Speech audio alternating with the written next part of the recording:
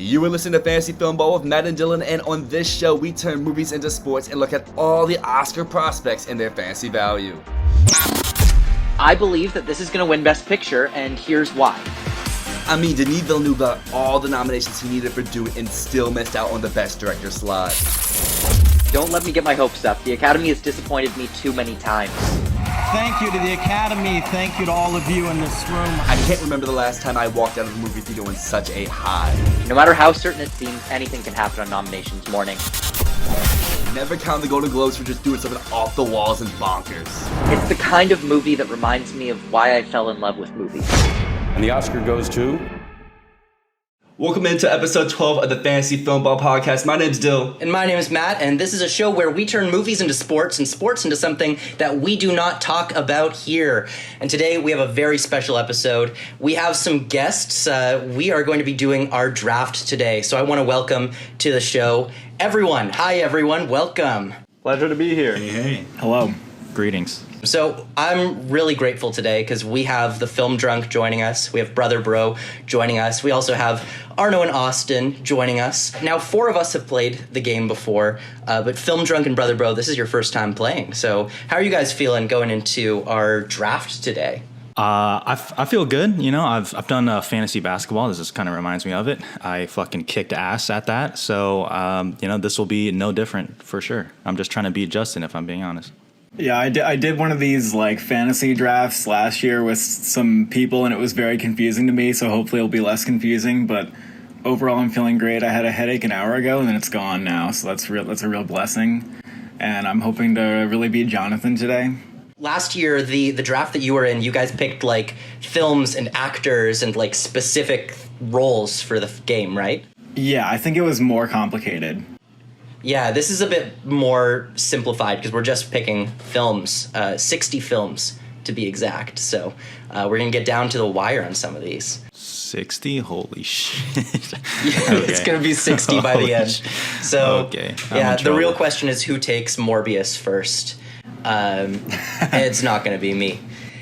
Anyways, before we get into the game, we're each going to introduce ourselves because, of course, you know Dylan and I, who have been running the show for a bit, but we're going to kind of go through everyone here because the game, it's important to know the players of the game. So, of course, my name's Matt. I am the co-creator of Fantasy Filmball, the game and podcast, and the reigning champ of this year. So I'm going to be going first place in the order. And Arnaud, take it away. Hi, my name is Arnaud. I am the other co-creator of the Fantasy Filmball game. Very proud to be part of this project that Matt and I have been developing for the past 5 years. And it's evolved, it's improved, it's at a point where I'm really happy where it's at. It's so fun to play. I hope you guys will discover it as well. I've won once, and last year I was second place, so I hope to take my crown back. Austin, take it away. All right, yeah, I'm Austin. This is my 3rd year playing. I got recruited to play by Matt and Arnaud online, and first year I played was the pandemic year and got dead last. It was horrible. And then last year I got 3rd place, thanks in large part due to Coda, which I took and immediately called my shot. Said you were all going to regret not taking this. And yeah, I'm hoping to improve even more this year. And we regretted it. We did regret it. And Dylan, let's take it away. Yeah, as the viewers out there know, my name's Dyl, and I am the Filmball dummy because last year I passed on Coda by taking Mass, and, I'm really excited to be back. I also am in my 3rd year of this and the co-creator of the podcast here, and in 2021 or 2020, the COVID year, I did pretty well for my first year. I came in 2nd. Last year, I took a little step back and went back to 4th, but, with the luck of the minions by my side, I hope to rise back to the top. Rise like Gru? Exactly. Awesome. And Film Drunk. How's it going, man? It's good. I mean, first of all, there's nothing wrong with taking Mass over Coda. That's the right pick. And, I actually respect you even more for that. You got a nice turtleneck and chain going on because Mass is the better film. Yeah, I just run a channel called The Film Drunk on YouTube. So I've been doing this a couple years. And like I said, I've done fantasy basketball. Won at that. I didn't even need LeBron James for that. So I'm going to just apply that same logic logic here. Nice. And bring it home, Brother Bro. How's it going? Greetings, everyone. My name's Justin, otherwise known as Brother Bro of the Oscar Expert duo on YouTube. And that's it. Oh shit, it's the Oscar. Draft thing that you did? Yeah, I'm doing a draft. That was so well timed. That was really perfectly timed. Yeah, I don't know if I mean, if this is on a podcast, I'll just narrate that, Oscar Expert just popped in the background right at the moment as I introduced myself, So we're going to get into the draft right away. Now, that's the draft order, so we are going to get right into it. But first, a little bit about Filmball. So, of course, right now we're going to draft teams of 10 films each, and those films get points through the awards season, through basically all the awards, critics awards, everything from the Gothams to the Oscars gets points for the films. And at the very end of the season, hopefully you have films that have gained a lot of points. And of course, this is the way this works is that there's a point system. So of course, the Critics' Choice Award is not going to be as worthy as the Oscars. A prize like Best Picture is going to nab you, even with just a nomination, a lot more points than Best Costume Design. Although, if your film does get nominated for costume design, it's not worth nothing. So these are all things to take into consideration. A costume nomination at the Oscars might still be more worthy than a Best Actor mention by NBR. Basically, the common rule is whatever award, body, or prize is more likely to lead to Oscar success or a Best Picture win will usually nab you more points. A prize like editing is in Tier 2, while a supporting acting category is Tier 3. Because editing is very important to get you that Best Picture win.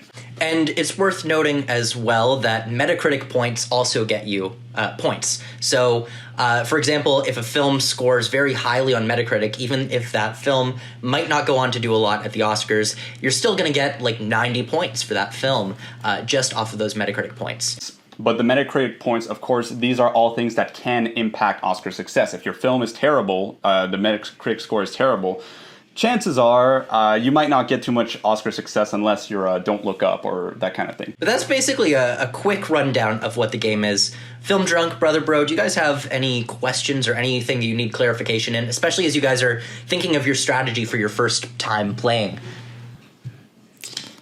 Do I have to keep track of my own team's points? Actually, no. So we have a spreadsheet, and the spreadsheet has everyone's films. It's like automated like crazy. So we'll put in some points for anything, and then it just all kind of goes together. So okay, hell yeah. You guys don't have to keep track of everything. Dude, respect to you, man. Respect. That's a lot of work. Yeah. Now, do you guys have any other questions in regards to points value, anything that might switch strategies up, or are you guys feeling good to go? I say let's go. I'm good. Let's go. Awesome. So without further ado, I got the first pick of the game. And this is a film I've been championing all year long. It's my favorite film of the year. Probably will be all the way to the end of the year. And I think it's going to win Best Picture. Everything Everywhere All at Once. Surprise Pikachu face. Mid. I know you've been hyping this up all podcasts long, and I mean, no surprise here. I really hope it works out for you. I may not be as high on it, but at the end of the day, I think you got yourself a really good first round pick. Thank you. Thank you. It's all right. I like seeing someone else who says this could win Best Picture. I like it. So I have a theory before we get into the next pick. My theory is that I don't believe that any film by a director who's already been nominated for Best Picture can win. Because statistically, in the past 10 years, actually since the preferential ballot, only one Best Picture winner has been from someone who's previously made a film that's been nominated for Best Picture, which was Birdman. So other years, every single year, it's been a newcomer, which is why I don't think it can be The Fabelmans. I don't think it can be Babylon. I don't think it can be Bardo. So really, for me, Best Picture's between Everything Everywhere, Women Talking, She Said. Oh, wow. Wow. Okay, right. Way to narrow it down. Fair enough. That's my theory. But anyways, we're going to pass it to the second pick. So Arnaud, take it away. Yes, thank you. And I'd like to explain my second pick a little bit, so please indulge me for this little bit. So the Fantasy Filmball is a game about getting the film that gets the most points. And while Best Picture does give you a lot of points, the film that gets the most points total last year was A Power of the Dog. did not end up getting Best Picture. So you want to try to get the film that will get the most points, not necessarily the film that gets you Best Picture. So for the longest time, I was like, the safest pick for me to pick right now is The Fabelmans. Think about it. It's a sweeping film. It's going to have a lot of below the line stuff, as well as above the line, maybe even wins. It's this very well, rich, encompassed film. World premiering at Toronto for a Spielberg film. Very good sign. Empire of Light exists, though. And I'm thinking, this feels like it's got a very similar profile. Also about filmmaking. Also this period drama. Also about the magic of movie making with these incredible technicals. But what if instead of helping each other, they wind up canceling each other a little bit? Maybe they each don't reach their full potential. Add in Babylon to the mix, and you got a bit of a mess. Maybe if one of these films came out just this year, we would have had a Dune on our hands. Instead, we got these 3 films competing for a lot of the same prizes. Which is why I think this year we won't have a Dune. We won't have that kind of film on our hands, and I shouldn't be looking for it. Maybe this year I should be looking for the film that will win Best Picture. And no, I'm sorry, Matt, it's not going to be Everything Everywhere All at Once. It's going to be Woman Talking. Wow. And that's my pick. Wow. Interesting. I knew you were going to go for that. You always go for the one that's the big festival film, because in the past few years you took Nomadland, you took Power of the Dog. Nomadland gave me all the points. I also had Promising Young Women. Round 5, by the way. You guys did not believe in it. That's the year I won, by the way. But yeah, so this year I'm thinking this is going to be, even if it doesn't win Best Picture, it's going to get incredible acclaim. It might win a performance award. It's going to get in there for director. It might win score. Frankly, by the way, at the time of recording, we don't know what the TIFF Art Design Award is going to go to. If I were to guess, I think it's Hilder's going to win it. It's been cinematographer, composer, cinematographer, and the next one's going to be a composer. It's going to be Hilder. Good pick. Interesting. Good pick. Wow. Wow, this kind of throws me for a loop. Austin, what are you picking? I don't know what to do now because my top 2 picks are both on the board still. Wow. But I will say Arnaud had Nomadland and Power of the Dog 2 years in a row, so I respect the pick. Geez. So I think I'm going to go for the safest option, even though I don't think this film is winning Best Picture. It's going to get a bunch of nominations, probably a couple wins. It's going to be this year's Mank, this year's Hollywood. I'm taking Babylon. Good pick. It's all right. It's an all right pick. It probably won't be the top points earner, but it'll be like top 3. That's like an easy 10 nominations in the bag. Babylon was also my number 1 on the board, but I did not believe it had a shot getting to me, which makes it really crazy now because there's one movie I didn't think would last to me, but there's another movie I really want in this spot. So I feel like I gotta go with the movie. Well, Matt mentioned it earlier about a previous Best Picture winner winning again for Best Picture. And I don't think this movie's gonna win Best Picture, but I think it's a lock for a lot of categories this year, and that is Bardo. Oh, shit. Oh, yes. I was not expecting you to go with that. Yes, Villain indeed. season right here. Oh, man. Film Drunk just got a big boy. Yes, indeed. Arizona's own is coming to me. How do you think this is gonna perform well, given it's not going to Toronto, given there might be some controversy around it, around the shooting ethics of it, that kind of stuff? What do you think, Dyl? I think that all could be a possibility here. I just think if you're looking at ceilings, I feel like Bardo's ceiling is higher than Fabelman's because, yes, Fabelman's could perform well across the board. I also feel like you were saying, this movie could falter and hit because of some other movies along the same lines like Women Talking, like Babylon, like some other ones that are still on the board. Well, I think Bardo, at least in this top tier category, is not facing that a lot of competition in international. It probably has screenplay in there. The directing category has been winning international directors. Gonzalez is a perfect, Inarritu is a perfect example of one to get in here this year. And I mean, yes, he's a villain, but I do love Birdman. I do love The Revenant, and I'm sure I'm going to love Bardo as well. Good pick, right. Dylan. Good pick. Film Drunk. Yeah, you're real happy now. You've been gifted a Fabelman's here. That's a good pick. Daddy Spielberg grew up in Arizona, which is where I am. Spielberg is coming to me, even though I kind of agree that it's probably not going to win Best Picture. That's what we've seen. Don't care, though. Don't care. It'll get above the line nominations. It'll get some love below the line. And then Daddy Spielberg is mine. I can't believe it. 5th pick. This is like taking Steph Curry with like the 7th pick, whatever. This is it. This is mine. I did not see... I mean, I totally saw you picking that coming, but I did not see it lasting to 5th place. So that's... you lucked out there.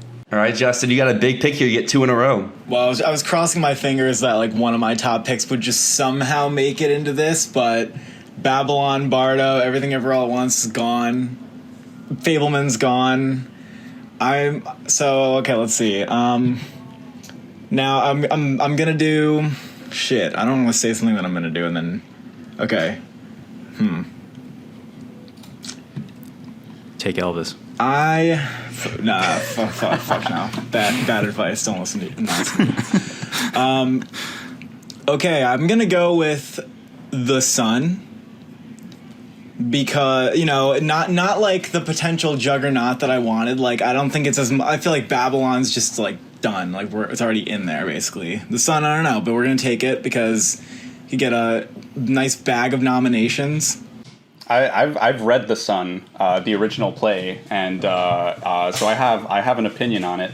And I've read all 3 of the trilogy. So the father, the first one is the father, the mother, the son, and the son might be my favorite of the 3. It's not as inherently, you don't necessarily see the scenography and the theatricality as much as you might with the other 2, but I'm sure that he'll adapt it enough for it to feel cinematic and to feel theatrical. What's interesting is that we just got news what was it, yesterday? Something like that TIFF was going to put a content advisory warning around the film. And having read the play, and without spoiling anything, it's definitely warranted. Because if the film is an adaptation and the events that I read do happen on screen, visually, it's going to fuck people up. Wow, you made me 5 times more excited for The Sun than I already was. Yeah. Jesus. Damn, okay. Man, okay. Now I'm just thinking about strategy here for this next pick. I guess, like, going for what's going to get a Best Picture nomination most likely is, like, the best idea. Because I'm thinking, like, could I put my egg in, like... I could just put all my eggs in the Best Actor basket. I could just, like, say, I'm going to, like, get Best Actor this year. I'm just going to do The Sun and the Whale. But I might have to just go with... I think I'm going to play it safe here and just take Top Gun. And it's weird to say, like, safe, but, like, at least I feel like I'm going to get a Best Picture nomination there. Because by the time this comes back around, like... I don't think any of the movies I think are really going to get nominated are going to be like up for the pickings. And I think people are still talking about Top Gun like it's the best thing that happened this year, kind of like Everything Ever All at Once. So I feel pretty confident in it. There's other stuff that I do want really bad, but I don't know. It's a good pick. Maybe you'll get lucky. Who knows? Get lucky how it gets we've been director. We talk about the Oscar ceremony and how like the Oscar ceremonies with the highest ratings all sometimes coincide with the films being nominated for Best Picture. The year that Black Panther was on there, the Bohemian Rhapsody was on there. That was they had a bit of a spike, if I remember correctly. Maybe Top Gun can be that film that gets nominated for Best Picture. People have seen it, and maybe it just makes the ceremony this year a little bit more popular. Yeah, I think it has a good shot of getting nominated. I do, yeah. But the problem for me is that why I wouldn't choose it in like more of a no-brainer is that I just don't see it getting too many nominations outside of that. But it's got a good number of techs in the bag, I think. Yeah, I think it's like it caps out at like 4 or something. I don't know about visual effects, so I'm just gonna say like maybe I'm gonna guess 4. Top Gun got that. Oh, you know what? I didn't even think about that. So that's good. I feel better about that now. Top Gun has editing and sound in the bag. Like, yeah, exactly. Nothing else. Yeah. John, take it away. Then, right? Yeah, back to you. Well, if you didn't take Top Gun Maverick, I was actually going to take it here. So I got to think strategy a little bit. I'm between 2. One of them is probably more prevalent below the line, but one of them, the potential for it is bigger. So I take swings because I don't fuck around. This is not even that big of a swing, to be honest. I don't know why I'm gassing it up. We just got a trailer for it. I'm just going to take Empire of Light, close my eyes, and just take that. Future People's Choice Award winner. Oh, yeah? No way. No way. Did you see, there's a couple of reactions that were, like, kind of in the middle on it. Yeah. Like, I know you can't always trust these things. I saw that. I'm just, I don't know, dude. The Beacon's reactions different. described the entire plot, so it's not like, it doesn't sound like a People's Choice Award winner. If I can give you a bit more confidence about this, John, is like TIFF is doing their gala tribute award since 2019. Every year they've been giving an award to a director. In 2019, it was Taika Waititi for JoJo. In 2020, it was Chloe Zhao for Nomadland. Last year, it was Denis Villeneuve for Dune. So every single time they've given that director award, they've now given it to Sam Mendes. That film goes on to get nominated for Best Picture. There we go. See, okay. I appreciate I didn't know that. He's on my side. I'll be honest, I don't even fuck with Sam Mendes' movies like that. But Empire of Light, the trailer, Roger Deakins' You're the fire. true cinephile. You got The Fabelmans and Empire of Light. Exactly. Oh, Exactly. shit. Wow. We're just collecting, like, shots of little kids sitting between their parents with, like, the projector going in the back. Yep. I saw tweets like that today. I mean, Empire of Light doesn't have a little kid in it, but it's got that shot there. And I am ready to shock the world because everyone who listens to the podcast knows exactly what movie I'm going with here. I was a little scared it was going to get picked, but I'm glad that at last. For everyone in here and watching on video, I'll give y'all a little sneak peek of what we're going to be going with right here. Let me see. Let me get out the way. There we go. There we go. Avatar. Here we go. Winning Best Picture, winning editing, winning sound. It is the bold pick of the year. I got two villains with Bardo and Avatar Way of Water coming for the throne. That was the other one I was thinking of taking. Well, I'm glad that you didn't. Yeah, I got you. You're guaranteed, like, a few nominations, so that's pretty good, I guess. Yep. Well, you think this is your Best Picture pick, right, Dill? Yes, this is still with me for picture and director with the big two. Wow. And very director, bold huh? on it, but I wasn't bold enough to take it first round because I thought it could get back to me in two. I am just thinking, like we've mentioned earlier, when a movie's just that relevant and that big, it gets nominated. And then if you're taking into account how long James Cameron spent making this movie, I feel like there's definitely a narrative to reward him for. He spent 11 years making this. So it's the time. Yes, there is a chance for Avatar 3, 4, or 5, but I feel like 2 is going to have a lot more buzz than those follow-up ones will. Could this be a big swing and miss? Sure, but I would punch myself and be so mad if I passed up on it and then went on to do something.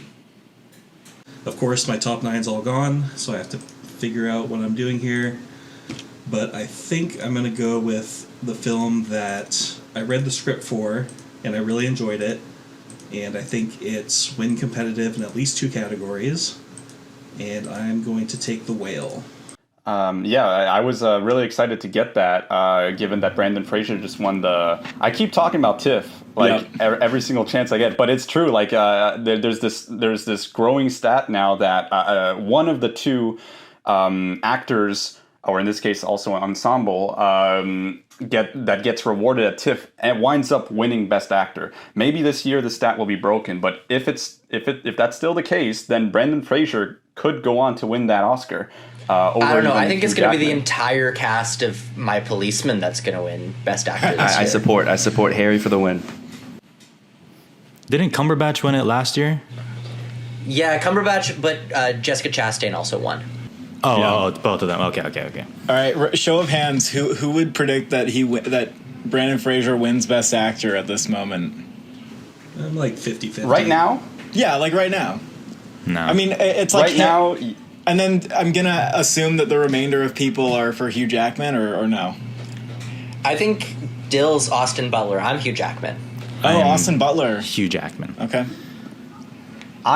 Right now, I'm Brendan Fraser. When the films will get reviews, I might change. Because before the TIFF Award, I was Hugh Jackman, so... Yeah, I think it matters what's it definitely matters what gets into Best Picture. Or Dylan, do you think if Elvis doesn't get picture, do you think it will get actor? I do not, Or but win I actor. currently have Elvis in my 10, but I think if That's Elvis fair. misses out on picture, then I think it's Hugh Jackman. Okay, very fair, very fair. I don't have the whale in my top, I think, 15 in picture at the moment. Okay. But I mean, if you look at the stats for actor, the last time that someone won Best Actor without being nominated for picture was Jeff Bridges in 2009. Yeah. So, like, odds that's are pretty whatever insane. is nominated, like, it's winning. Even when we thought it wasn't with Chadwick Boseman, Anthony Hopkins still won. So. Yeah, I mean, it'll break at some point. Like, in a way, like, chances are, I would probably bet that it will break in the next 10 years rather than remain. Oh yeah. Like, but it's still for sure. like at some point, you know, but like maybe once or twice in the next 10 years, like, it's still a pretty good stat. It's the same as like editing and sound. It's Yeah. just like the correlation is too strong there. Yeah. All right, Arnaud, take it away. Well, John, congratulations on getting both Cinephile films. But apparently I'm the feminist here, because I'm going to take She Said. Oh, fuck off. Oh, man. It's honestly, from my list right now, it is a film that might be fickle, that I can see falling really hard. But if we're talking, and I know it's playing at New York, but like that doesn't count for me. As far as no fest films, there's this and there's Babylon, and that's it. Like as far as, well, I guess Avatar, but like whatever. I want to dance with somebody. And nobody cares about that. So definitely not a guy called Dyl. But anyways, She Said to me feels like it can fill that slot. It might be this kind of very mainstream, very talked about film that, like Matt mentioned earlier in the podcast, will make Hollywood really proud of themselves. The thing that I'm less happy about, less confident about, is its ability to rack up points. Even if this gets nominated for Best Picture, what kind of above the line nominations are we talking about? Can this really get into screenplay in this competitive field? Will this really get acting nominations, or is it going to struggle in that way like Spotlight did?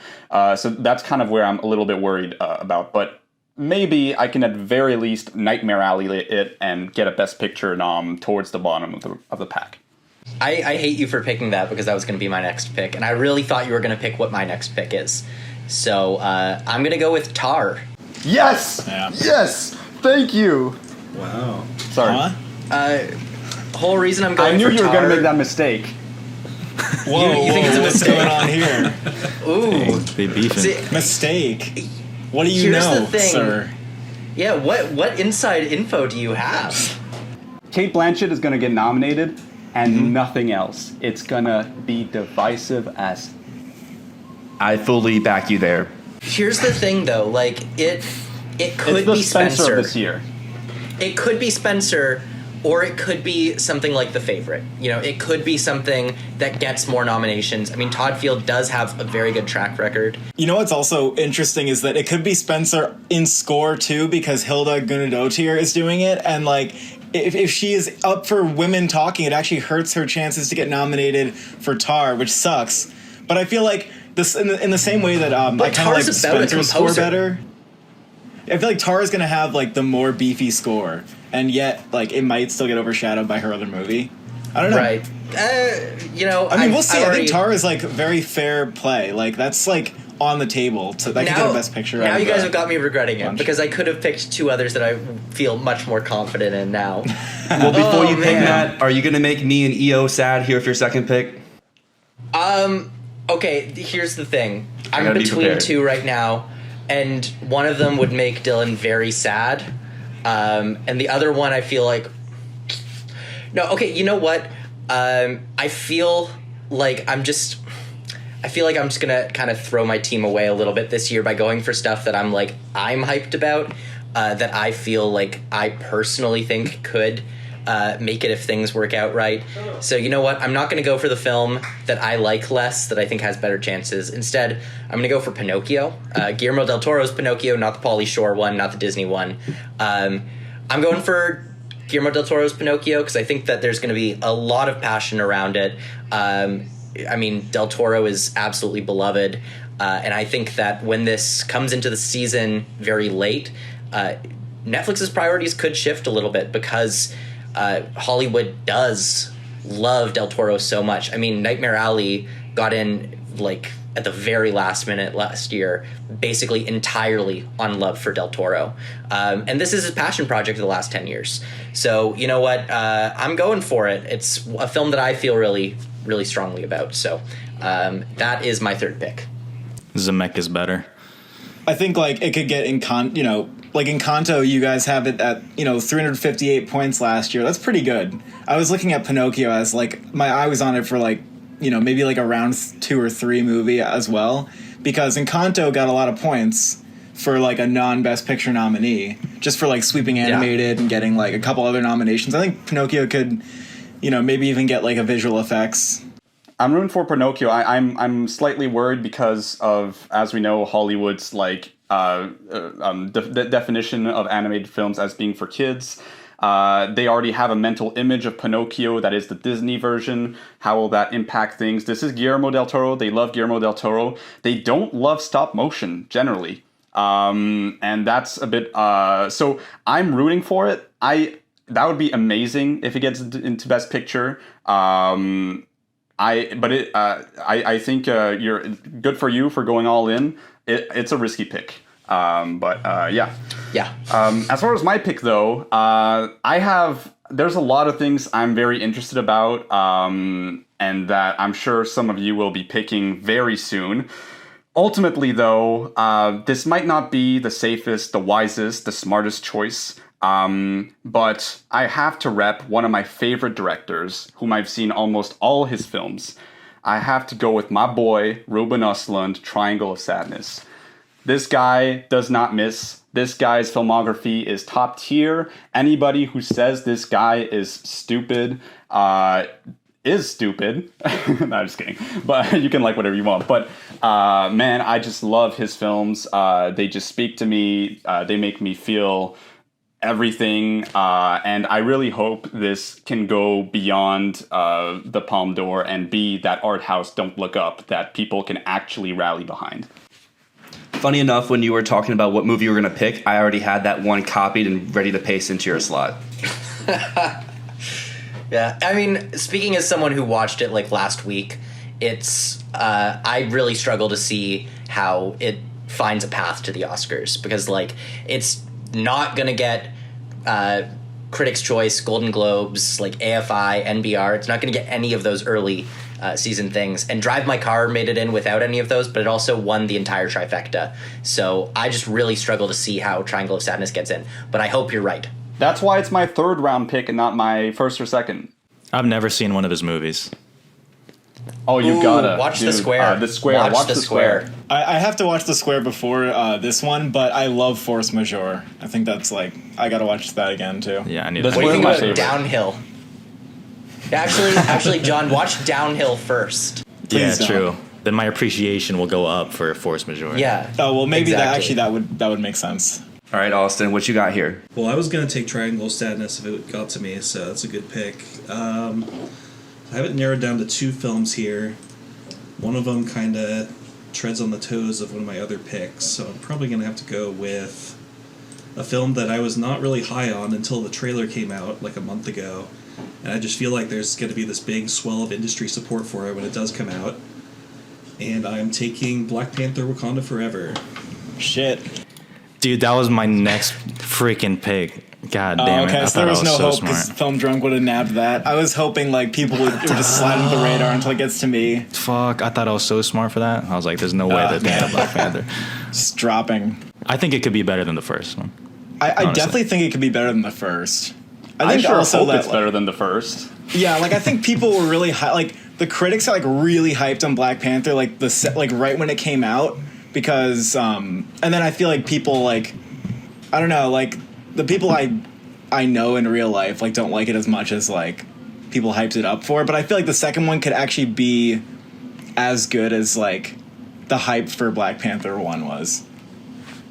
Like it doesn't I mean the first was like it had like all the promise of like a Ryan Coogler movie, and then it had like also the things that I feel like bring down a lot of Marvel movies, and then this one I mean, I'm like, oh, I couldn't see a lot of like the Marvel like ickiness that I'm used to in the trailer. But this is just a teaser trailer.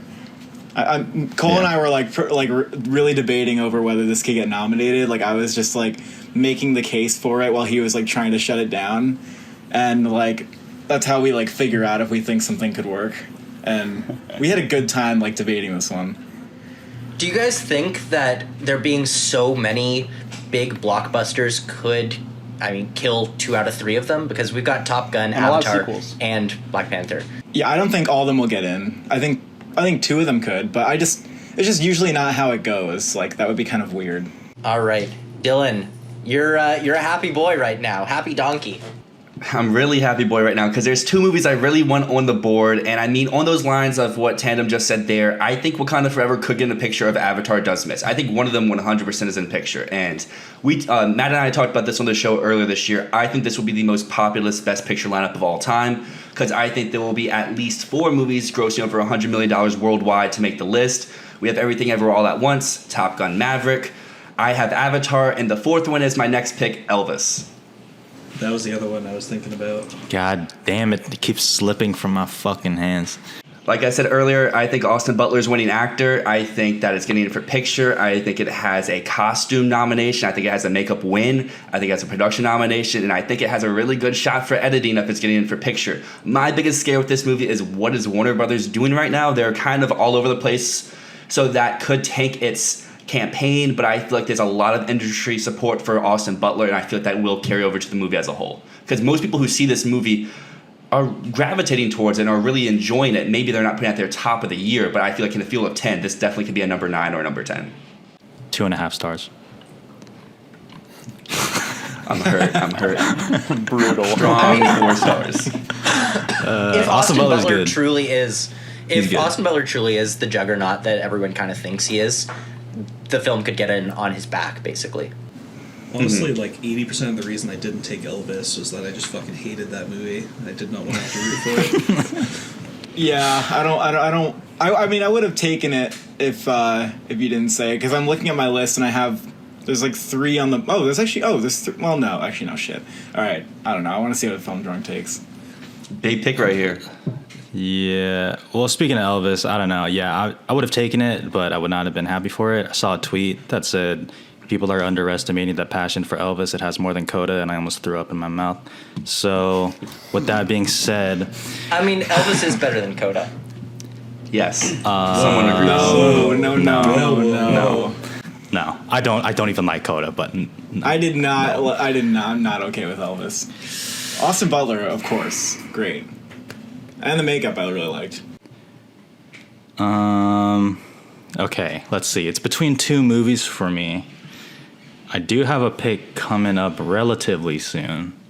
So I could just take one and just hope. Nah, Justin's going to take one. Watch out, I'm going to eat it. Yeah, you probably will. You know what? I'm just going to take this movie because we're already kind of in slim pickings. Like, I am already struggling to find movies. I'm going to hope that this goes the 2 popes route plus a guaranteed 10 because that's the only path I see. I'm just going to take Banshees. Would have taken it. Yeah, I know you would have. I know you would have. Because I think that could get that's like one of the only ones on my list that I'm like, oh, that could get nominated. Yeah, it could happen. Colin Farrell's having a hell of a year. Love Brendan Gleeson. Yeah. Martin McDonagh's been a Best Picture nominee before. I do also, I want to say at this point as well, since we're on the 3rd round, I mean, you guys are saying like, oh man, it's slim pickings at this point. Most years, like half of the Best Picture nominees are in round 3. There we go. He said it. You said it here first. Yeah. Banshee's getting nominated. Elvis is in round 3. Okay. It's statistically sound. Okay, so I'm definitely, I know, I like 100%. I'm going to pick Glass Onion here. Yeah, that was the other one I was. That's like my last on like my tier 1 list. Like literally, my whole tier 1 list is gone now. And Netflix like wants to push it for awards, is what I'm hearing from people who like talk to Netflix, and they have a lot of slots in TIFF. I think they really want to win a prize there. Part of me thinks that the reason why Bardo is not at TIFF is because they want Glass Onion to have an even bigger shot of winning the People's Choice Award? I was between Triangle of Sadness and Glass Onion. I went with my boy, but Glass Onion might do better, and maybe I fucked up, but it is. Rich people having a bad time on a boat movies. In Greece. In Greece. Very specific. Okay, so this makes my next pick a lot really hard because I have to look at my tier 2 and there's just a whole bunch of choices and I don't know how to rank them. But okay, I'm gonna go with I know what the film drunk wants to snatch up, but I'm not gonna take. Wait, no, sorry, no, you haven't been. I don't even know. Someone else has been tweeting about that. Never mind, not you. No, you don't want that. Okay, so I think I'm gonna say I'm gonna hope for White Noise. I'm gonna take White Noise. Wow. Back-to-back Don't Netflix know about picks. that one. If I had to bet on it, I would say it's gonna be too weird. But I guess why not be optimistic? It's a movie I really want to see. So. Well, your turn, John. Oh boy. Okay, let's see. Between two of them, I think I can wait on one of them. I think I'm going to take one that I'm sure you guys probably aren't going to take this round, but I'm going to take it anyway. Represent 50% of me, my South Korean Kings. I'm just going to take Decision to Leave. Wow. Nice. Okay. That could be It's a good one for this point. Could be the foreign pick this year in above the line categories. Could be. I talked about this on the podcast last time. I make a pre-draft board of multiple tiers of movies I won in each round. So since I was the fourth pick, I had a tier 1, which was 4 movies, and then so on and so forth for each round. And so far, my draft's going perfect. I had the movie I won in the first round, second round, third round, and that continues here for round 4 with I Want to Dance with Somebody. L. Not an L. Best Actress winner on the way. Whoa. I don't care about the poster. This has all the makings for that win. Dylan, please explain to me why you think Elvis and I Want to Dance with Somebody can coexist. Because they hit different quadrants and they both can help rise each other up. Because when you get movie musicals and you get movies involving biopics, they sometimes work in tandem. And I feel like, yes, maybe it's a reach to take both of them. But we talked about this on the podcast in previous episodes for actress. Yes, there's a case for Michelle Yeoh, but I feel like she needs Everything Everywhere All at Once to win picture for her to win. Margot Robbie, yes, Babylon has a case, but also she's in Amsterdam. I feel that may hurt her this season.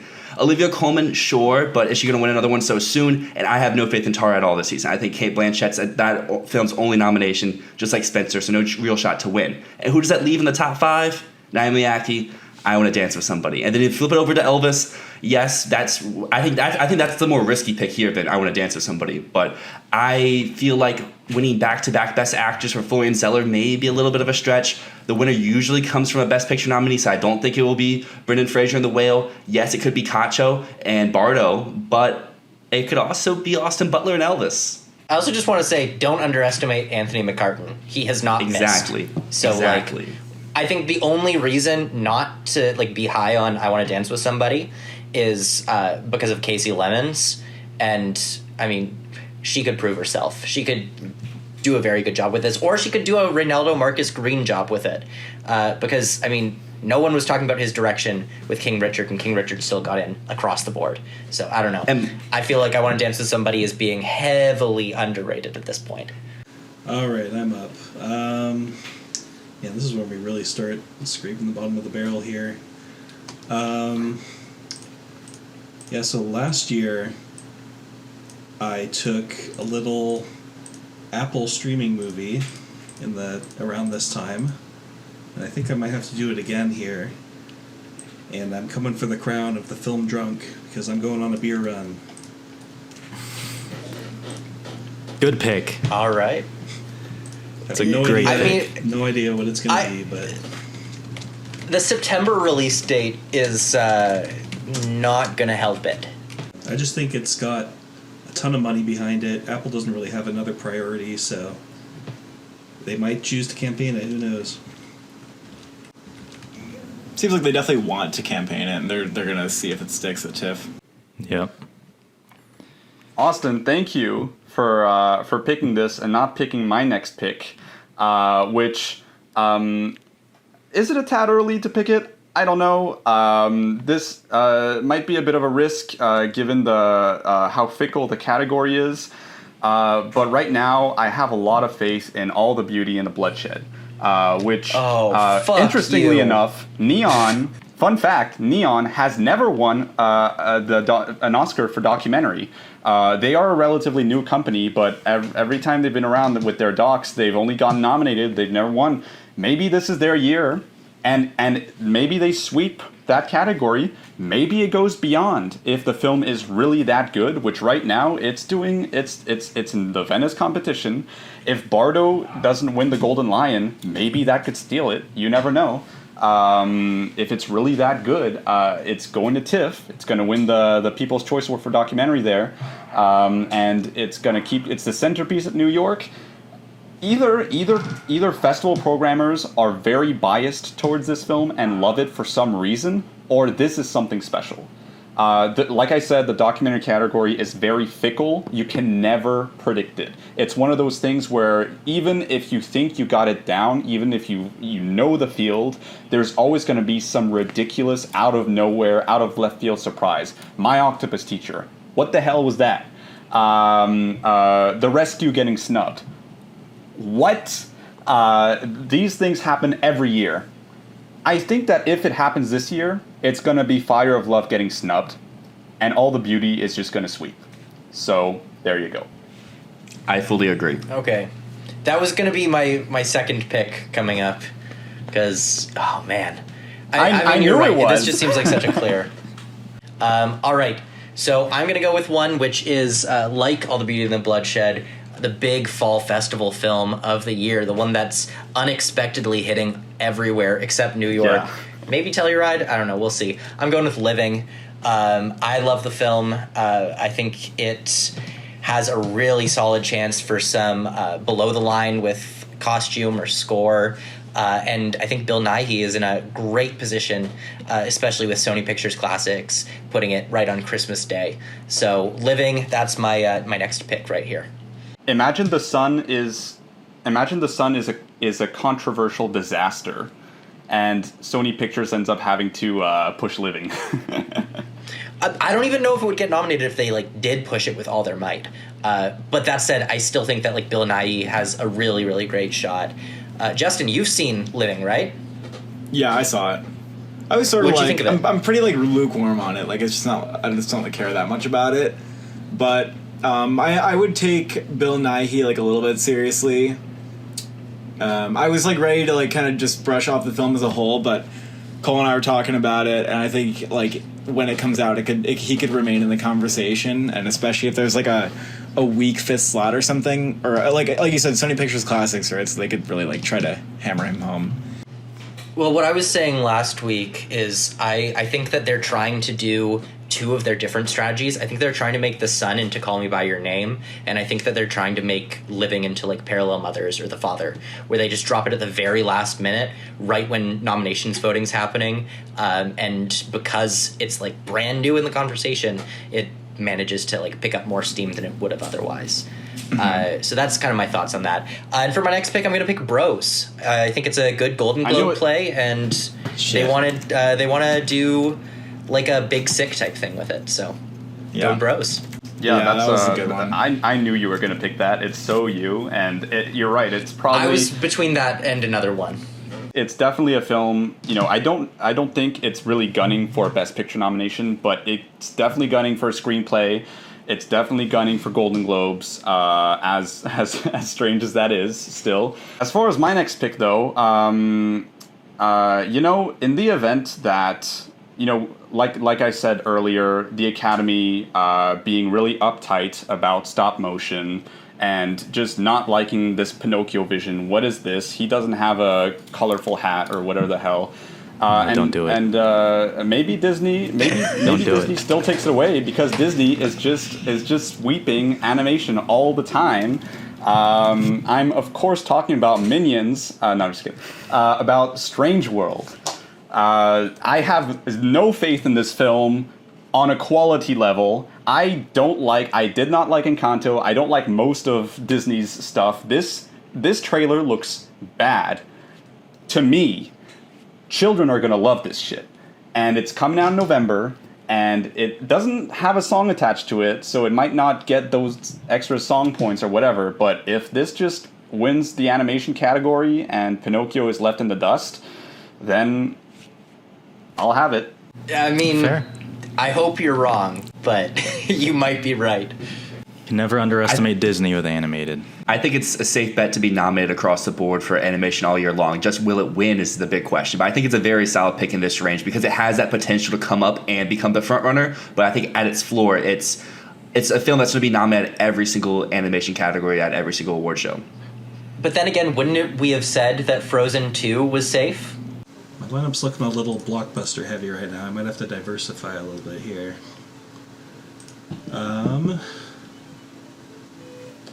Yeah, I think I'm going to go for a film. Everyone that I've heard that's seen this movie said they loved it. I think it could be a sleeper, even though I don't really trust A24.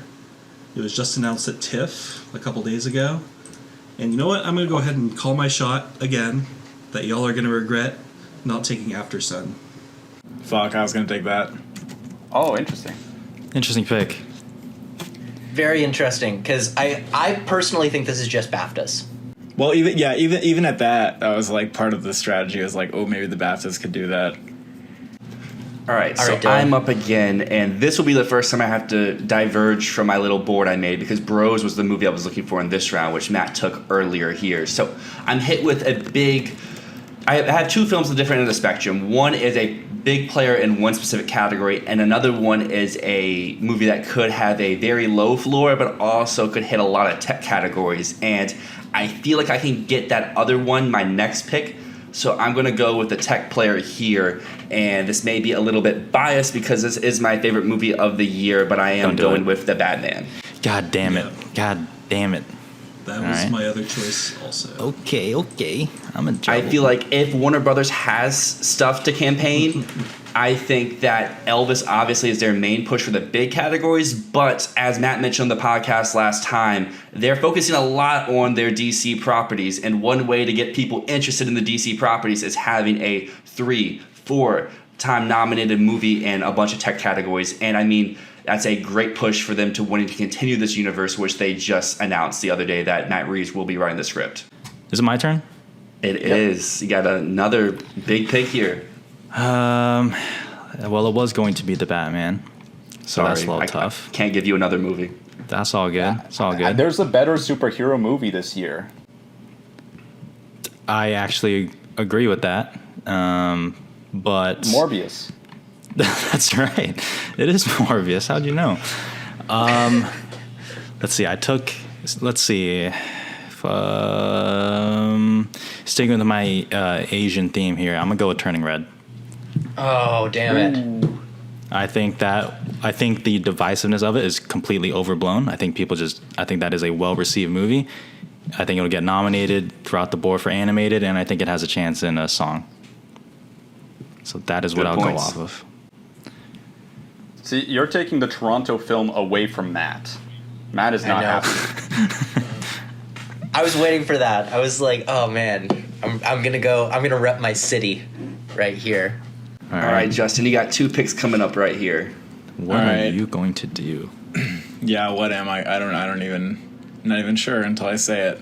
Okay, so I think I'm going to try to nab a Best Actress contender here. Actually, wait, is that a smarter decision than trying to nab like a Best International or a Best Animated contender?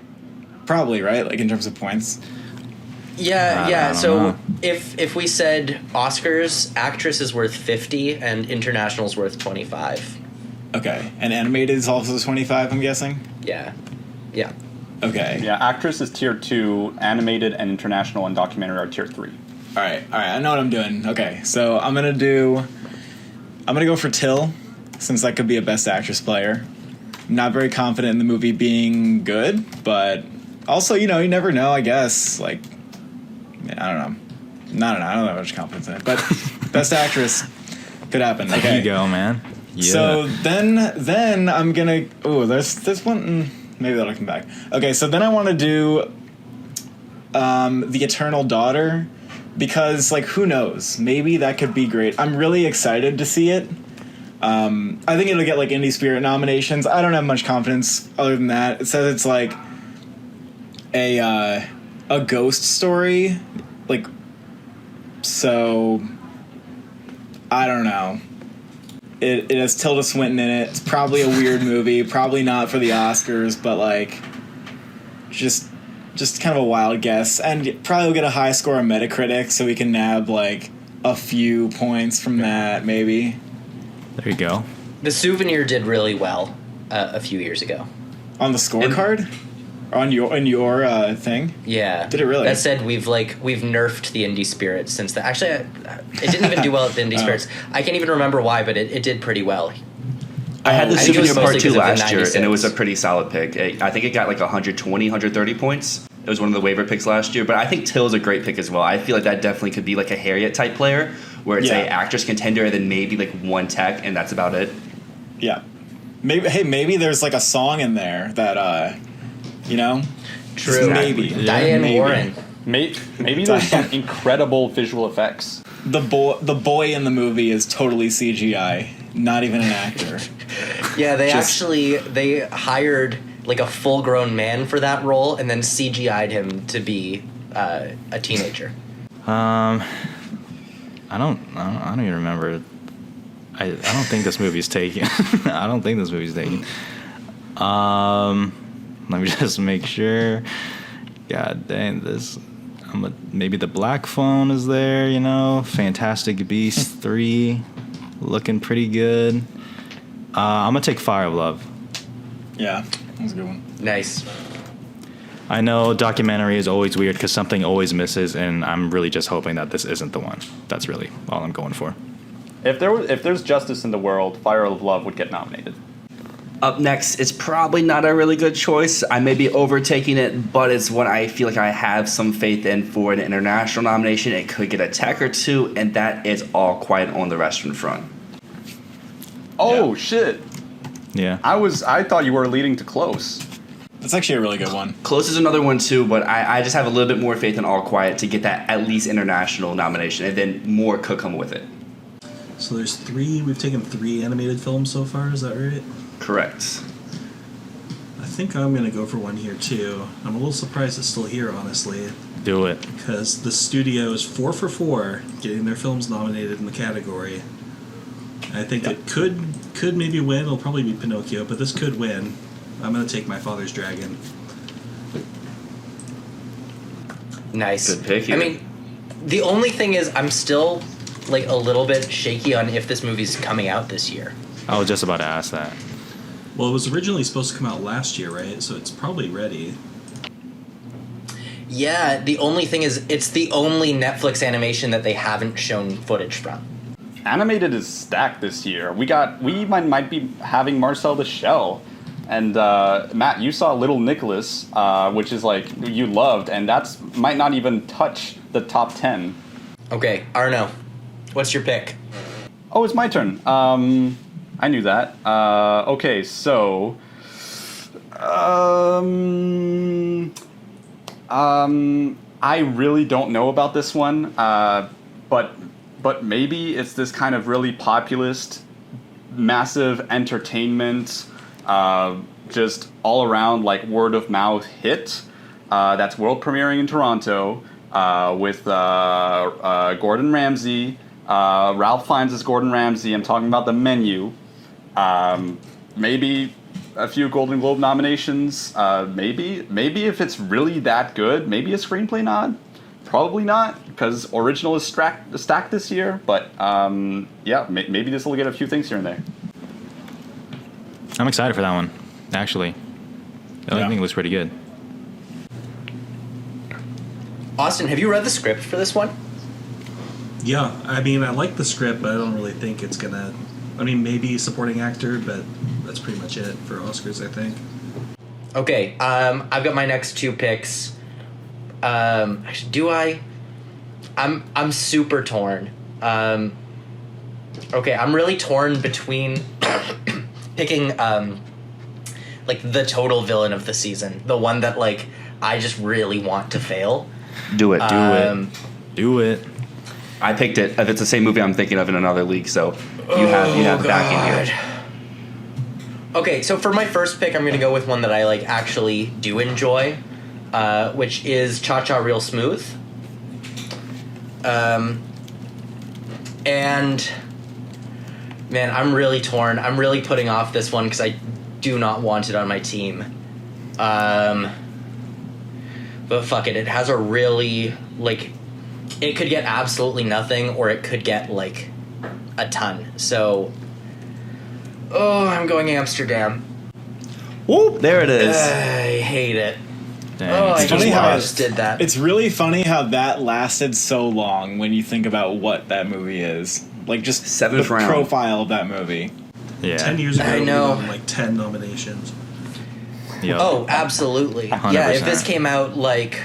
Yeah, even just a few years ago, because I mean, even in 2020 when it was supposed to like first come out, people were saying like, Justin, I think you and your brother had it like very high up when it was first supposed to come out, right? Oh yeah.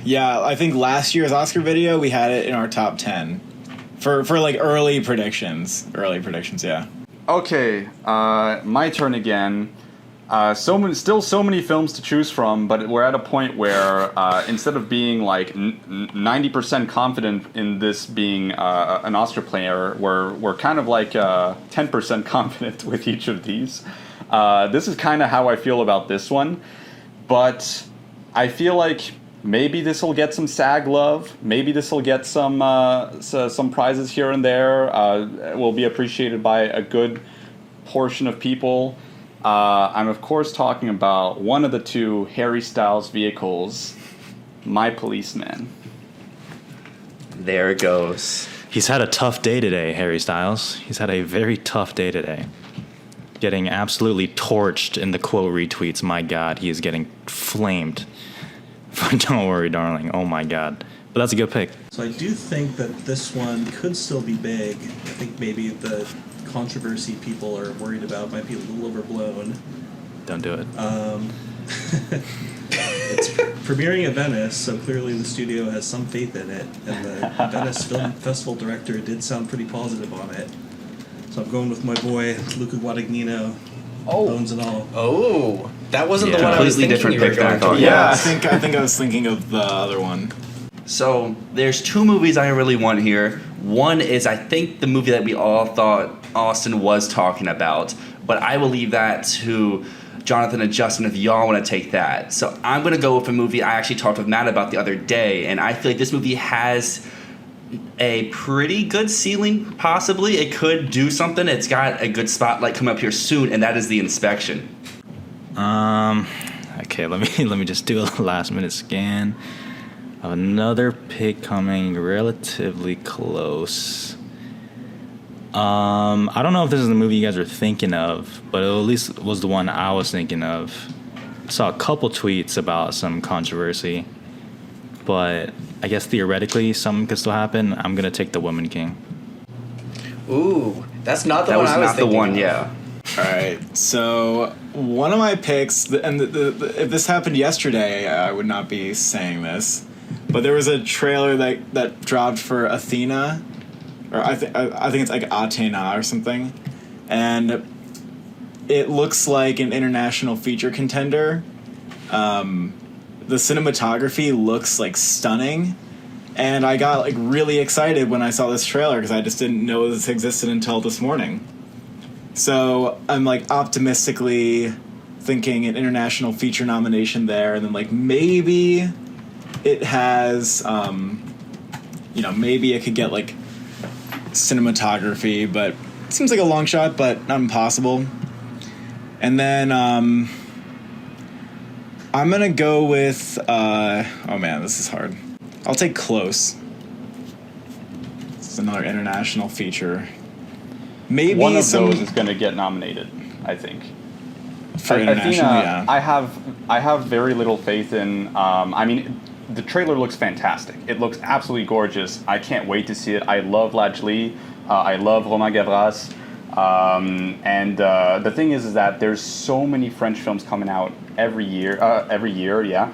And even if we look just at the Venice lineup, Athena being a Netflix film coming out at the end of September, it's not going to get picked by France. It's really not. I think right now, if I have to guess, I think it's going to be Saint-Omer, which is also premiering at Venice, playing at TIFF, doing the festivals. Alice Diop is a really interesting talent who's coming up. We don't have reviews, so we don't know yet. France is one of those countries that it's always hard to predict what they're going to go for.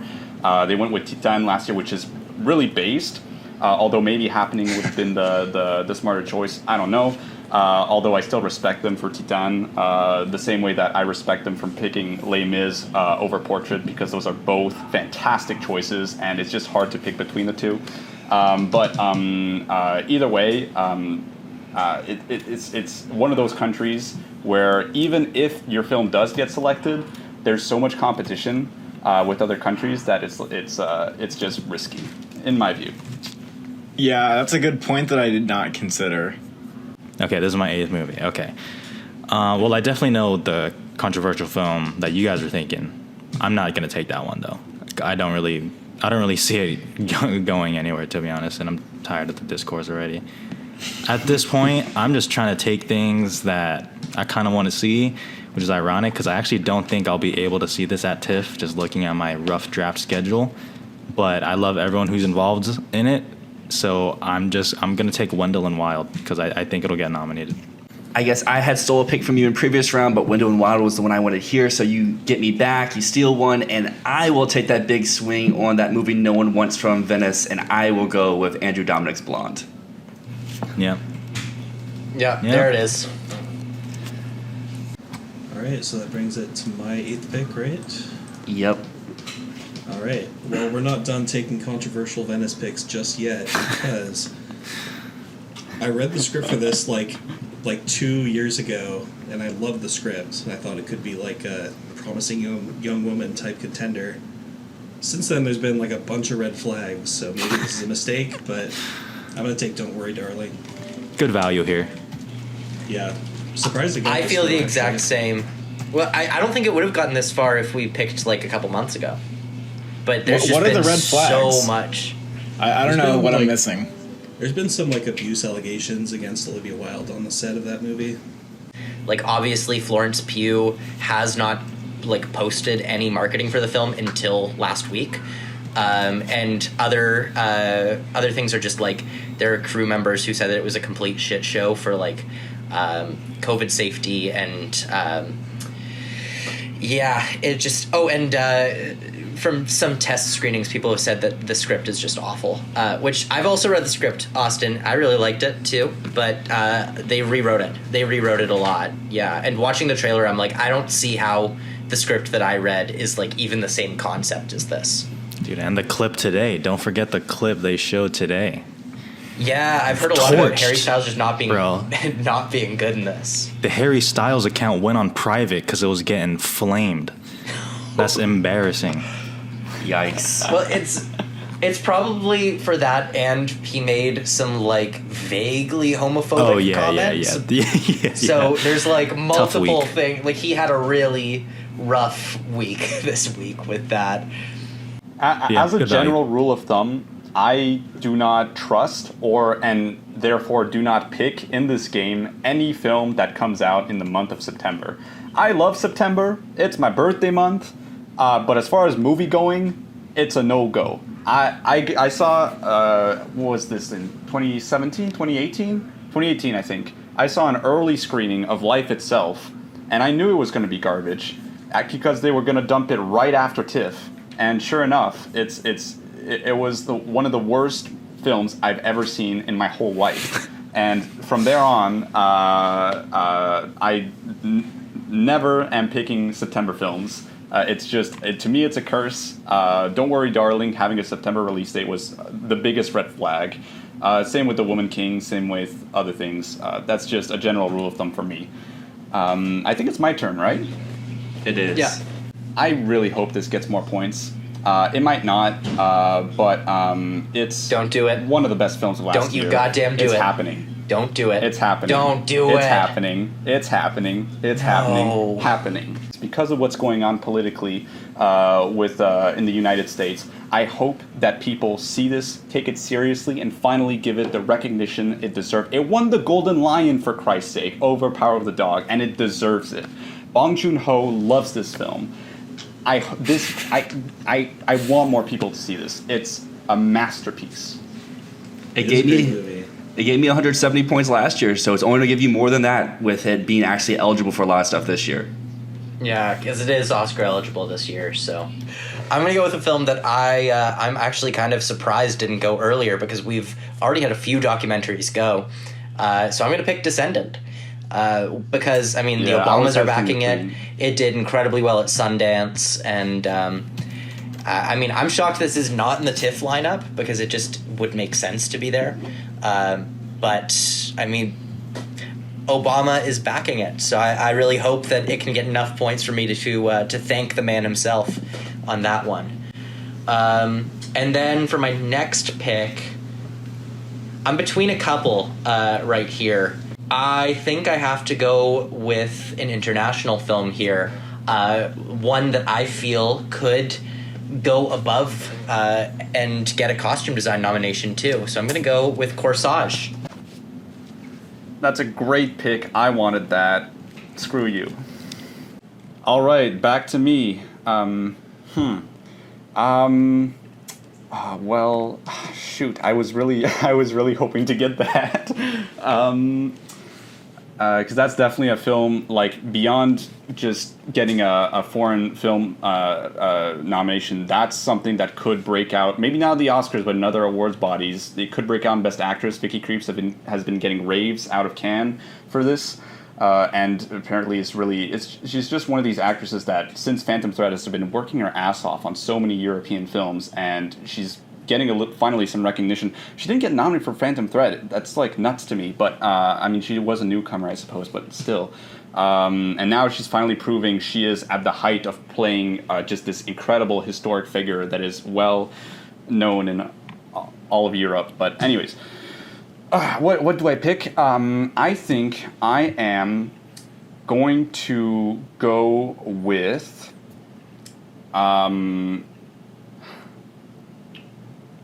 I'm gonna go with Nope. It is a film that I'm hoping at least gets a few tech nominations here and there. That usually doesn't give you that many points, but there is some passion behind it. I thought this would go the way of Us and absolutely drop in audience score from the moment it was released. It really didn't. It still has a 4.0 on Letterboxd, so clearly people do really dig this film, even for its flaws, and its technicals, its spectacle is undeniable, and I'm hoping that some people do recognize that, and this can at least pass 150 points. You got an absolute steal here because Nope went second overall in another draft that we had, so getting in the 9th round's pretty good value there. All right, Austin. Yeah, I think I'm going to go for an international film here. It's a film that already premiered, already won an award at Cannes. And I've heard it's pretty good, so I'm going to go with Holy Spider. Yes. It is pretty good. It's really good. It's also an international film that you can be, we're early enough in the race where very few countries have actually selected their films yet. But this film, you can bet your ass that Denmark is going to pick it because Denmark never screws up. Denmark knows how to strategize and how to select their films. And if they get nominated with Holy Spider, that'll be 3 in a row. Another round, Flea, Holy Spider. They are on a roll. I think that they're getting, yeah. I think that this is getting nominated for sure.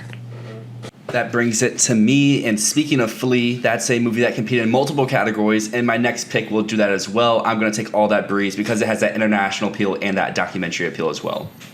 Yeah, India will probably submit it, even though I hope they don't. I'd love for them to submit RRR, but I think that they're going to submit this. All right. 2 movie slots left. I could pick this last because I know damn sure no one is going to pick this. But at this point, there's really nothing left to do. I'm just trying to do something that I can hold on to. So I'm going to take this one that I have weirdly defended throughout the year, which I don't even know why, but I don't understand it. But I think it'll get visual effects, and that is good enough for me. I'm going to take Doctor Strange in the Multiverse of Madness, the best Marvel movie out this year. I don't understand how people walked out of that thinking it was mid, but yeah, I'm just going to take that one. Doctor Strange effects honestly kind of work on the Academy for whatever reason. Even like Spider-Man No Way Home gets in, so I'm going to just take that. I respect the audacity on that. I do. Thank you. All right. I think this is my final thing. It's gonna these are your last two. So, okay. I think I'm gonna go with, let's take Chevalier. This could get a costumes nomination. You never know. Before you mention your second pick, do we have confirmation that that's coming out this year? Last I heard, it was not slated, and like everything else they had slated up to Empire Light had a date. So I think it's a great pick if it comes out. It's just, like he said, it's not a risk. Okay. official. Oh, okay. Yeah, it could be David Searchlight Copperfield. has a pretty big slate this year already, so I don't know if they would want to put it in there. Yeah, okay. Well, whatever. Let's just go for it. And then I'm just going to throw in RRR. Did that get taken yet? Yeah. No. Yeah, you got it. All right. I don't know, like, why or, like, where it's going to get nominations, but, like, I don't know. Just feel like it could pop up in random places, maybe. It's anywhere. There's, like, that, a 1 in 100, maybe a 1 in 200 chance that, like, that thing gets a Best Picture nomination to me. But, you know what? If it's 1 in 200, it's not so bad. I would assume that the Golden Globes are going to nominate this in international. I assume that, like, Critics' Choice will probably give it 1 or 2 nominations. Could get a stunt ensemble nomination at SAG. Like, it's going to get recognized. It's such a phenomenon. Yeah, it would be nice if all the Academy voters watched it. It'd be interesting if it got visual effects, actually. That would be kind of cool. Give it song. Natu, baby. All right, Film Drunk. Last pick. All right. Last pick. Gotta take a swing. I'm gonna take a movie that could get me negative points if that's even possible. It's been like reshoots, all that. I'm just gonna take Causeway. Used to be titled Red, White, and Water. I don't know. Maybe Jennifer Lawrence does something. Maybe it's just really good. I mean, who knows? But at this point, I'm just gonna take that. Speaking of Red, White, and Water, that is a film that I drafted 2 years ago and got no points for. So maybe you'll actually get points for it this year. That was going to be my pick here, and now I am struggling because I have like 5 other movies that I really want. I only have 1 pick left. So which ones do I think will go unpicked and I can get in the waiver period? I guess I'll go with a pick that, if we would have drafted like a month ago, probably would have been a 4th round pick, but since we're drafting today, is a 10th round pick, and that is Broker. I loved Broker. I'm like kind of gutted that it didn't get picked. Yeah, that would have been my pick. I think I'm going to take another swing on an early streaming release that everyone's kind of written off already, but I just looked it up on IMDb. It's got a 7.8, which is higher than I expected. I'm going to take 13 Lives. Good final pick. Very good final pick. Yeah. If it gets 1 or 2 techs, I'll be happy. Give it a sound nomination, honestly. The sound was so good. Man, so many picks that I could still go for. I think The Lost King could be a BAFTA player. Armageddon Time, maybe not as dead in the water as we think. Maybe Devotion has a chance. The Good Nurse does not have much of a chance, but you never know. 3,000 Years of Longing looks great, but maybe that's just a VFX player. Ultimately, though, I'm between 2.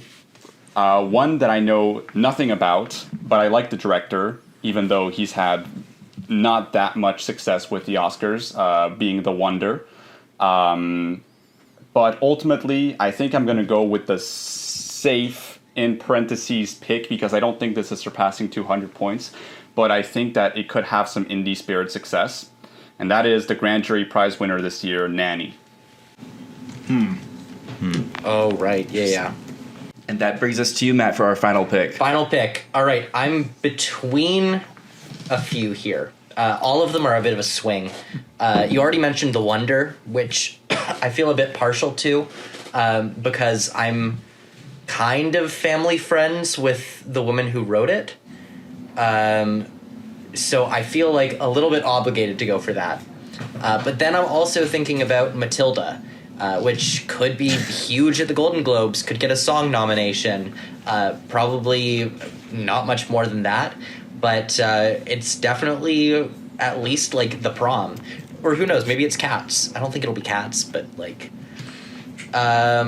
and I'm also kind of thinking about The Good Nurse, which I also really don't think is going to do very well, but it has potential, especially because it's from it's the first English language movie from the guy who co-wrote The Hunt and Another Round, which is a very good track record. But there's really no buzz around this, and Netflix does not seem to be hyped about it. But the wonder is the same. So, you know what? I am going to take a swing on the Golden Globes points, and I'm going to go for Matilda.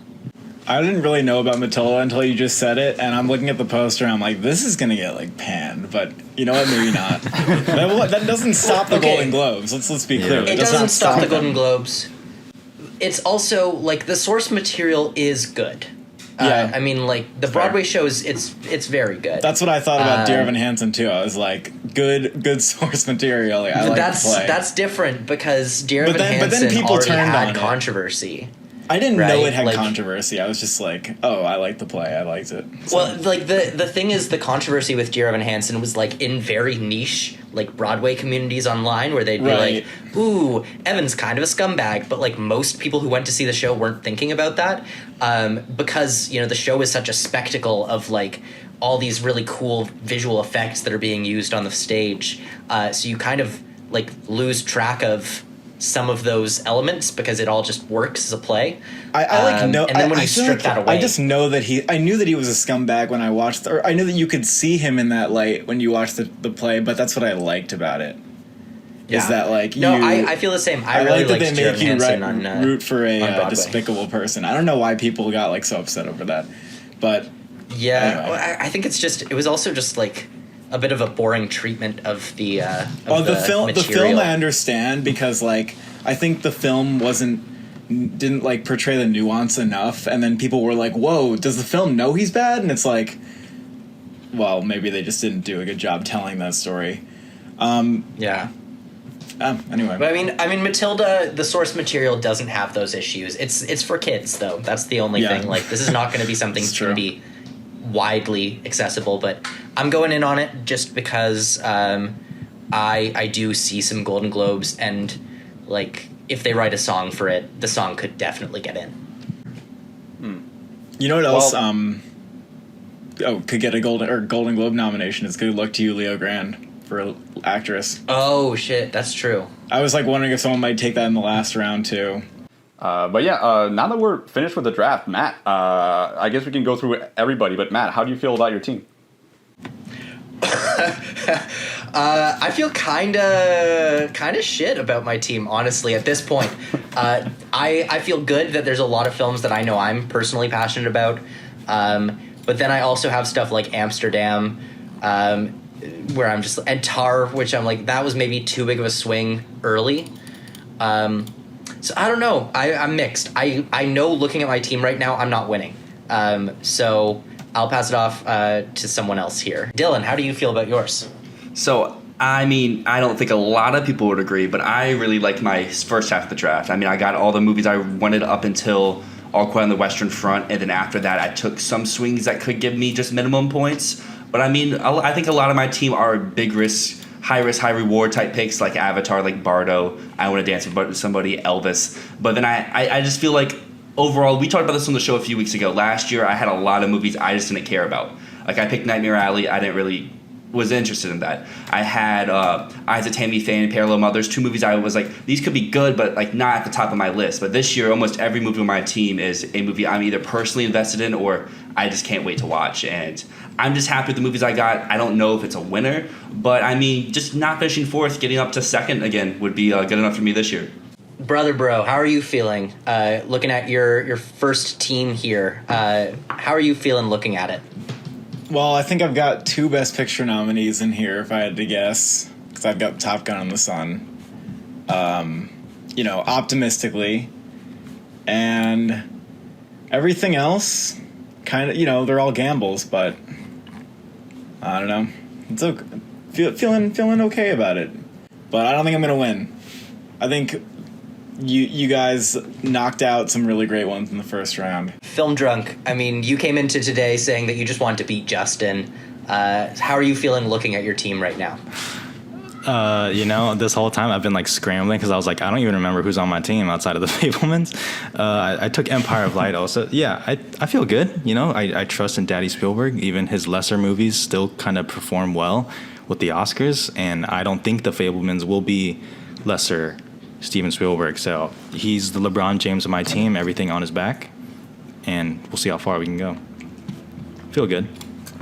That's true. Honestly, I think you just absolutely got like 2 steals with Fablemans and Empire of Light. Like, it's amazing that you managed to get both of those in 5th. Thank you. It's because I believe. It's because of my positive attitude. Austin, how are you feeling about your team right now? Pretty good, honestly. I mean, I think my first 3 picks are pretty safe. I know I'm going to get a good chunk of points from those. I took a few big swings in the later rounds, but if even just one of them pays off, I'll be happy. Got good value in the late rounds, and we'll see. And Arnaud, I know you've talked a lot of game about coming back for the crown this year. How are you feeling looking at your team right now? There's still a lot of things that can change in a matter of days that can alter the course of this game. We will reach a point, even with the additional rounds, where we'll have a better idea of where the game is leaning. We might even get to a point, depending on how tight this game is, where somebody might just run away with the game. I'm not convinced that I am in first place, although I think I could be. Well, if I'm being honest, looking at all the teams right now, I would actually vouch Film Drunk. I think you're going to win this. Really? wait, That's how I'm feeling right now. Wow, you just gassing me up. Well, we're going to see how this game unfolds, because there's always some surprises. And, I mean, the reason we do this right now is because all the cards are still up in the air. Things are changing day to day. So, what we draft tomorrow might be, who knows, maybe like Women Talking drops a trailer tomorrow and it just looks like absolute shit or something. And then, the whole game changes around that. It's going to be competitive no matter what. So I am very much looking forward to seeing how this unfolds. But again, I want to thank you guys all for being here and for taking a couple hours out of your days to draft some movies and talk Oscar predictions. Anytime. Thanks for having me. It was fun. Thanks for inviting me to your game. Thank you for tuning into this episode of Fantasy Filmball with Matt and Dyl. Keep up to date with us on Twitter at @Filmball. Subscribe to us on Apple Podcasts, Spotify, or wherever you prefer to listen to podcasts. We even upload a video format of the podcast to YouTube if you want to see our faces. Thank you for listening to this episode of the show, and come back next week.